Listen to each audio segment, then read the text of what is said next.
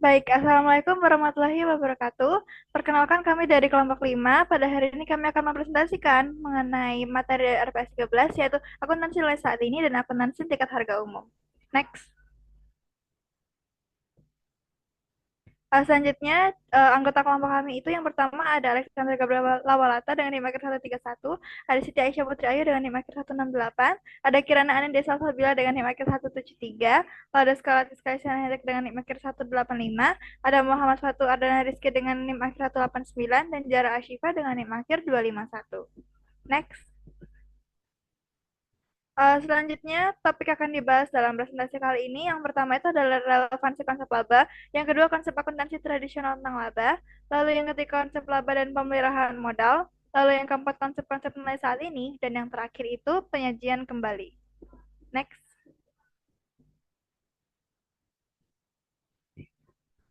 Baik, kita masuk ke yang pertama, yaitu relevansi konsep laba. Jadi, laba itu adalah elemen krusial dalam laporan keuangan yang memiliki banyak fungsi strategis dalam dunia bisnis dan ekonomi. Pengukuran laba itu bukan hanya penting secara akuntansi, tetapi juga memiliki dampak luas, mulai dari aspek perpajakan, kebijakan perusahaan, hingga pengambilan keputusan oleh investor. Oleh karena itu, pentingnya pengukuran laba dapat terus diperluas dan dikembangkan. Next. Jadi yang pertama itu, laba ini dijadikan dasar utama dalam pengenaan pajak dan redistribusi kekayaan. Laba kena pajak yang dihitung berdasarkan aturan fiskal pemerintah menjadi acuan utama dalam sistem perpajakan. Meski begitu, ada alternatif pandangan yang menyarankan agar dasar pajak itu bisa lebih adil, seperti berdasarkan kepemilikan sumber daya atau pengeluaran individu. Jadi bukan hanya pendapatan atau keuntungan. Lalu yang kedua, laba itu juga berperan dalam penentuan kebijakan dividen dan retensi laba perusahaan. Laba yang dilaporkan mencerminkan seberapa besar keuntungan yang mungkin diberikan kepada pemegang saham atau ditahan untuk ekspansi bisnis. Namun, karena perbedaan antara akuntansi berbasis akrual dan kas, perusahaan bisa mencatat laba tanpa benar-benar memiliki dana tunai yang cukup untuk membayar dividen. Oleh karena itu, faktor likuiditas dan peluang investasi juga perlu dipertimbangkan dalam kebijakan distribusi laba. Dan yang ketiga yang terakhir, laba itu juga digunakan sebagai alat bantu dalam pengambilan keputusan investasi. Investor itu cenderung ingin memaksimalkan pengembalian dari modal yang mereka tanamkan dengan memperhatikan tingkat risiko yang mereka anggap wajar. Komite Pelaporan Eksternal dan American Accounting Association itu menggambarkan model normatif yang menekankan bahwa nilai saham itu ditentukan oleh dua faktor utama, yaitu proses arus kas dividen di masa depan dan risiko yang menyertainya. Jadi, dengan demikian, informasi laba itu menjadi acuan penting dalam memperkirakan nilai dan prospek perusahaan. Selanjutnya akan dijelaskan oleh rekan saya. Next. Baik, selanjutnya akan dijelaskan mengenai konsep akuntansi tradisional tentang laba. Jadi, laba akuntansi secara tradisional itu didefinisikan sebagai perbedaan antara realisasi laba yang tumbuh dari transaksi-transaksi selama periode berlangsung dan biaya-biaya historis yang berhubungan. Nah, karakteristik dari akuntansi tradisional mengenai laba itu yang pertama ada didasarkan pada transaksi aktual yang dilakukan oleh perusahaan. Yang kedua, laba akuntansi itu didasarkan pada postulat periode dan mengacu pada kinerja keuangan dan perusahaan selama satu periode tertentu. Yang ketiga, laba akuntansi itu didasarkan pada prinsip laba dan membutuhkan definisi, pengukuran, dan pengakuan pendapatan. Yang keempat, laba akuntansi meminta adanya pengukuran beban-beban dari segi biaya historisnya terhadap perusahaan yang menunjukkan ketaatan yang tinggi pada prinsip biaya. Dan yang terakhir, laba akuntansi meminta penghasilan yang terrealisasi di periode tersebut itu dihubungkan dengan biaya-biaya relevan yang terkait. Bisa di-slide. Selanjutnya ada keunggulan laba akuntansi. Yang pertama itu argumentasi dalam dukungannya terhadap laba akuntansi menunjukkan bahwa ia dapat bertahan menghadapi tantangan waktu. Yang kedua, karena laba akuntansi itu didasarkan pada transaksi-transaksi akrual dan faktual, maka akan diukur dan dilaporkan secara objektif, dan oleh sebab itu, pada dasarnya laba akuntansi itu dapat diverifikasi. Dan yang terakhir itu dapat mengendalikan prinsip realisasi untuk pengakuan pendapatan. Laba akuntansi itu memenuhi adanya kriteria dari konservatisme. Next slide. Selanjutnya akan dibahas mengenai kelemahan laba akuntansi. Jadi laba akuntansi itu yang pertama tidak mampu mengakui kenaikan nilai yang belum terrealisasi dari aktiva yang dimiliki dalam satu periode tertentu akibat adanya penerapan biaya historis dan prinsip-prinsip realisasi. Yang kedua, karena ketergantungan laba akuntansi pada prinsip biaya historis menjadikan laba akuntansi itu sulit untuk dilakukan mengingat perbedaan metode yang diakui dalam menghitung biaya. Yang ketiga, ketergantungan laba akuntansi pada prinsip realisasi, prinsip ya historis, dan konservatisme itu dapat menghasilkan data yang menyesatkan dan salah dimengerti atau data itu tidak relevan bagi penggunanya. Dan yang terakhir, ketergantungan pada prinsip biaya historis memberikan kesan pada pengguna bahwa neraca itu mencerminkan penafsiran nilai daripada hanya sekedar pernyataan mengenai saldo biaya yang belum dialokasikan. Next slide. Selanjutnya akan dibahas oleh rekan saya. Baik, selanjutnya yaitu dibahas tentang konsep laba. Di sini ada beberapa definisi yang diungkapkan oleh tokoh ekonomi. Yang pertama yaitu tokoh Adam Smith yang mendefinisikan laba sebagai suatu peningkatan kekayaan. Lalu ada tokoh Marshall dan tokoh penganut aliran klasik lainnya itu juga setuju dengan konsep Adam Smith dan menghubungkan konsep tersebut dengan praktik bisnis. Lalu ada tokoh Bohmer itu mengembangkan konsep moneter tentang laba.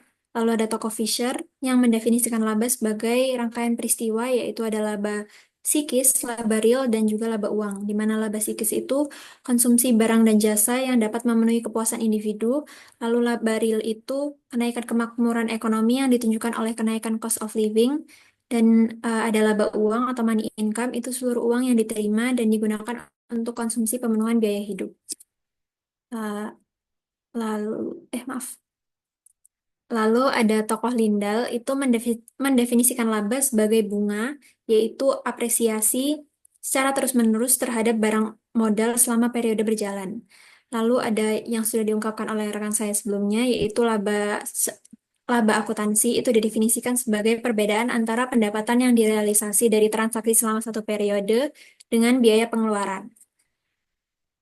Lalu selanjutnya dibahas tentang konsep pemeliharaan modal, di mana konsep ini itu merupakan pemahaman bahwa entitas bisnis adalah suatu entitas yang berkesinambungan dan bahwa modal yang diinvestasikan dalam entitas tersebut harus dipertahankan. Konsep ini tuh menekankan bahwa penting untuk membedakan antara modal dengan laba yang dihasilkan oleh entitas tersebut. Menurut Balkawi, terdapat 4 konsep pemeliharaan modal. Yang pertama yaitu konsep pemeliharaan uang, di mana dalam konsep ini income itu sama dengan perubahan dalam aset bersih dan disesuaikan dengan transaksi modal serta penilaian aset dan utang yang diukur dengan biaya historis. Lalu konsep yang kedua yaitu pemeliharaan daya beli umum uang. Itu konsep ini berarti income sama dengan perubahan dalam aset bersih yang disesuaikan dengan transaksi modal yang dinyatakan dengan daya beli umum. Lalu konsep yang ketiga yaitu pemeliharaan kapasitas produktif, di mana konsep ini digunakan dalam akuntansi nilai saat ini, yaitu mengungkapkan aset dan utang dalam laporan keuangan dengan nilai sekarang. Lalu yang konsep keempat, pemeliharaan kapasitas produktif daya beli umum. Dalam konsep ini tuh sama dengan sebelumnya, cuman dilakukan penyesuaian dengan harga umum. Lalu menurut IASC terdapat 2 konsep saja, yaitu konsep pemeliharaan modal keuangan, di mana menurut konsep ini laba hanya diperoleh jika jumlah finansial dari aktiva bersih pada akhir periode melebihi jumlah finansial dari aktiva bersih pada awal periode. Jadi konsep ini akan mengakui laba jika terjadi kenaikan aktiva pada satu periode saja. Lalu yang kedua, konsep pemeliharaan modal fisik, di mana menurut konsep ini, laba hanya diperoleh jika kapasitas produksi fisik pada akhir periode melebihi pada awal periode. Selanjutnya akan dijelaskan oleh rekan saya. Baik, selanjutnya akan dibahas mengenai konsep-konsep nilai saat ini. Untuk nilai saat ini itu dapat diperhitungkan berdasarkan atas ada 4. Yang pertama kapitalisasi, yang kedua harga masuk saat ini, yang ketiga harga keluar saat ini, dan yang keempat kombinasi dari nilai-nilai yang dihasilkan oleh ketiga metode di atas. Untuk sekarang ini saya akan membahas 2, yaitu kapitalisasi dan evaluasi akuntansi berdasarkan harga masuk saat ini. Menurut metode kapitalisasi, untuk menghitung nilai saat ini dari sebuah aset, baik itu aset tunggal, aset kelompok aset atau total aktiva itu, ada 4 variabel yang harus diketahui. Yang pertama yaitu ekspresi arus kas yang mungkin timbul akibat penggunaan atau penghapusan aktiva. Yang kedua, waktu ekspektasi arus kas tersebut. Yang ketiga, jumlah tahun dari sisa usia manfaat aset. Yang keempat, tingkat diskonto atau tingkat bunga yang tepat. Yang kedua yaitu evaluasi akuntansi berbasis harga masuk saat ini. Harga masuk saat ini adalah jumlah uang yang perlu dibayar saat ini untuk mendapatkan aset yang sama atau sepadan. Ada interpretasi dari harga masuk saat ini yang telah digunakan. Yang pertama yaitu biaya biaya penggantian dan yang kedua biaya reproduksi. Untuk biaya penggantian itu jumlah uang atau pembayaran yang dibutuhkan untuk memperoleh aktiva ekuivalen di pasar barang bekas yang memiliki sisa masa manfaat yang sama. Untuk biaya produksi adalah jumlah uang atau pembayaran yang dibutuhkan untuk memperoleh suatu aktiva yang identik dengan aktiva yang sudah ada. Lalu terdapat tiga metode yang paling dianjurkan eh, untuk menetapkan harga masuk, yaitu yang pertama harga pasar, yang kedua indeks harga tertentu, yang ketiga appraisal atau nilai yang ditentukan oleh manajemen. Selanjutnya akan dijelaskan oleh rekan saya.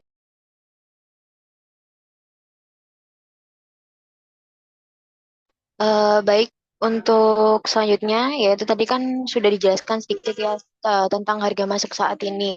Jadi untuk selanjutnya saya akan menjelaskan tentang harga keluar saat ini. Sebenarnya apa sih harga keluar saat ini itu? Jadi harga keluar saat ini itu bisa diartikan sebagai seberapa banyak uang tunai atau kas yang dapat diperoleh apabila aset itu dijual sekarang. Atau bisa juga seberapa banyak sih uang tunai atau kas yang dikeluarkan agar perusahaan itu bisa menunda pembayaran utangnya atau menyusun ulang jadwal pelunasannya. Nah, konsep ini tuh berbeda atau berkebalikan dengan konsep harga masuk saat ini yang dijelaskan oleh rekan saya tadi, di mana konsep harga masuk saat ini yang dijelaskan oleh rekan saya tadi kan eh, berarti harga berarti seberapa banyak uang tunai atau kas yang harus dikeluarkan sekarang untuk memperoleh atau membeli suatu aset. Nah, jadi disimpulkan nih bahwa harga keluar saat ini tuh bisa disebut sebagai harga jual di pasar saat ini, sedangkan harga masuk saat ini bisa disebut sebagai harga beli di pasar saat ini. Bisa di next.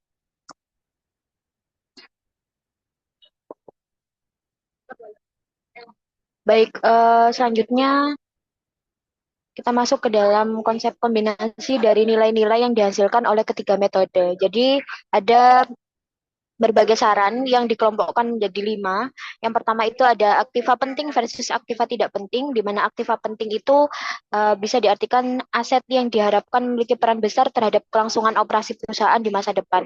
Nah, aset penting ini atau aktiva penting ini tuh dinilai menggunakan harga masuk saat ini. Karena kan uh, aktiva penting berpotensi untuk di digunakan untuk operasi perusahaan gitu. Jadi menggunakan harga masuk saat ini. Sedangkan yang tidak penting itu biasanya kan berpotensi untuk dijual oleh perusahaan sehingga uh, penilaiannya menggunakan harga keluar saat ini.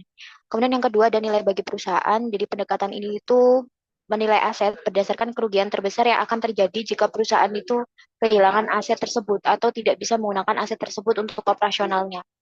Nah, penghitungan ini tuh biasanya menggunakan biaya penggantian. Kemudian yang ketiga, ini juga sama, jadi dari SEC juga itu mengusulkan penggunaan biaya penggantian sebagai cara melaporkan nilai aset untuk mengatasi kelemahan dari metode biaya historis. Bisa di next. Kita masuk yang keempat, kombinasi nilai sesuai namanya. Jadi pendekatan ini memang menggabungkan berbagai metode penilaian agar kelemahan dari masing-masing metode tadi itu bisa diminimalkan. Kemudian yang terakhir ada laba usaha. Jadi tadi kan sudah dibahas ya oleh rekan saya tadi tentang laba akuntansi. Kan kalau saya menyimpulkan itu laba akuntansi adalah selisih dari pendapatan aktual yang diterima dikurangi dengan biaya historis dari transaksi tersebut. Nah, sedangkan laba usaha itu memiliki 3 komponen. Yang pertama itu adalah laba dari operasional, kemudian laba yang sudah terrealisasi sebelumnya, dan juga laba atau rugi yang belum terrealisasi. Jadi bisa dibilang laba akuntansi dikurangi keuntungan lama keuntungan lama yang sudah diakui sebelumnya, ditambah keuntungan atau rugi yang belum direalisasi tetapi terjadi dalam periode ini. Bisa di next. Baik, untuk selanjutnya akan dijelaskan oleh Saudara Fatu. Untuk Saudara Fatu dipersilakan. Yang selanjutnya yaitu penyajian kembali tingkat harga umum dari laporan keuangan biaya historis.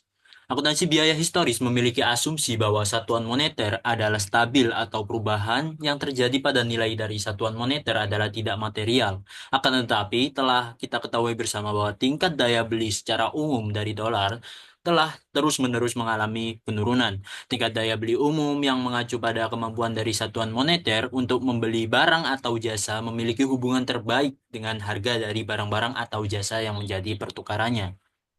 Perubahan-perubahan dalam daya beli dari dolar dengan menggunakan angka-angka indeks harga adalah rasio dari harga rata-rata kelompok barang atau jasa pada tanggal tertentu dengan harga rata-rata dari kelompok barang atau jasa yang serupa di tanggal tertentu yang lain, yang disebut sebagai tahun dasar. Next slide. Yang selanjutnya yaitu langkah-langkah untuk menyajikan kembali jumlah biaya historis yang terdapat dalam laporan keuangan tradisional ke dalam satuan-satuan tingkat daya beli umum. Yang pertama yaitu dapatkan satu kumpulan lengkap laporan keuangan biaya historis. Yang kedua, tentukan dan dapatkan satu indeks tingkat harga umum yang dapat diterima di mana data dari angka-angka yang ada maupun mencakup umur dari poster tertentu yang dapat dalam neraca. Yang ketiga, klasifikasikan setiap pos di neraca sebagai pos moneter atau non-moneter. Yang keempat, lakukan penyesuaian terhadap pos-pos non-moneter dengan menggunakan satu faktor konversi untuk mencerminkan tingkat daya beli umum saat ini.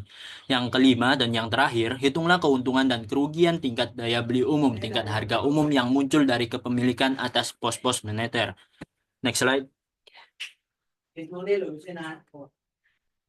Sekian dari kelompok kami. Apabila ada salah kata dan perbuatan, mohon maaf. Wassalamualaikum warahmatullahi wabarakatuh.